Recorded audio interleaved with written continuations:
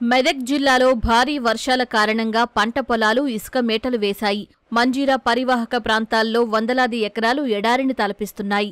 ఇలాంటి పరిస్థితుల్లో అధికారులు ఇసుక మేటల తొలగింపుకు ప్రణాళికలు సిద్ధం చేస్తున్నారు.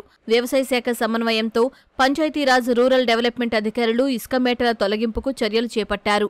ఉపాధి హామీ పథకం కింద ఇసుకను తీయించనున్నట్లు చెబుతున్న మెదక్ జిల్లా గ్రామీణ అభివృద్ధి శాఖ అధికారి శ్రీనివాస్తో ఈటీవీ ప్రతినిధి శేఖర్ ముఖాముఖి ఇప్పుడు చూద్దాం. మెదక్ జిల్లాలో గత నెలలో కురిసినటువంటి భారీ వర్షాలు కానివ్వండి, ప్రస్తుతం కురిసినటువంటి భారీ వర్షాల వల్ల చాలా మటుకు వందలాది ఎకరాల్లో మనకు ఇసుక మేటలు వేసి రైతాంగాన్ని తీవ్ర నష్టాన్ని అనేటువంటిది మిగిల్చినటువంటి విషయం చెప్పొచ్చు. అయితే ఆ ఇసుకను తొలగించడానికి మనకు ఏం చేసిందంటే పంచాయతీరాజ్ రూరల్ డెవలప్మెంట్ వారు ఏం చేసిందంటే వ్యవసాయ శాఖను అనుసంధానం చేస్తూ ఆ ఇసుకను తొలగించడానికి డిఆర్డీఓ కానివ్వండి వాళ్ళకు ఒక ఉత్తర్వులు జారీ చేయడం జరిగింది. అయితే దానికి సంబంధించి మరిన్ని వివరాలు అడిగి తెలుసుకునే ప్రయత్నం చేద్దాం. ప్రస్తుతం మనతోటి మెదక్ జిల్లా డిఆర్డీఓ శ్రీనివాసరావు గారు ఉన్నారు. అయితే అతను అడిగి మరిన్ని వివరాలు తెలుసుకునే ప్రయత్నం చేద్దాం.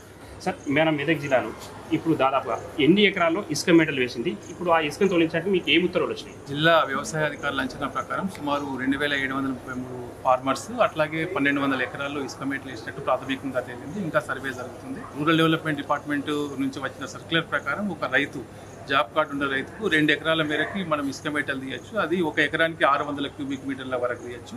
మన మండలంలో ఎంపీడీఓ గారు, ఎంపీఓ గారు అట్లాగే మనకు వ్యవసాయ అధికారులు జాయింట్ ఇన్స్పెక్షన్ చేసి మనకు మండల్ ప్లాన్ పంపి జిల్లా కలెక్టర్ గారు మంజూరు చేస్తారు. చేయగానే ఆ ఇసుక మేటలు తొలగింపు కార్యక్రమం జరుగుతుంది. మన జిల్లాలో ముఖ్యంగా చూసుకున్నట్లయితే ఏ మండలాల్లో ఎక్కువగా ఇసుక మేటలు వేయడం జరిగింది?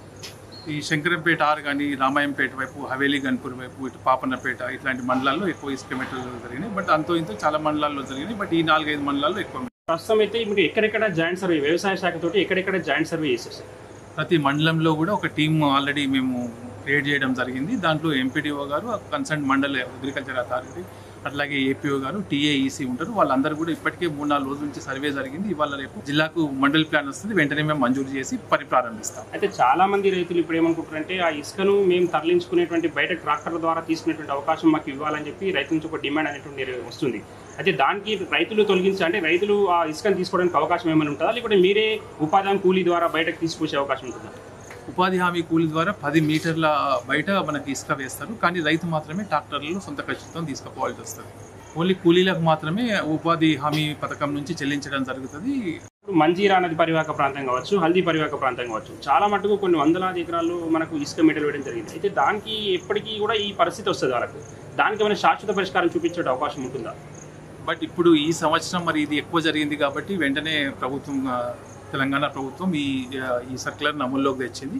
మరి భవిష్యత్తులో ఇది ఏ రకంగా ఉంటుంది అనేది మరి ప్రభుత్వం ఆలోచించి నిర్ణయం తీసుకుంది.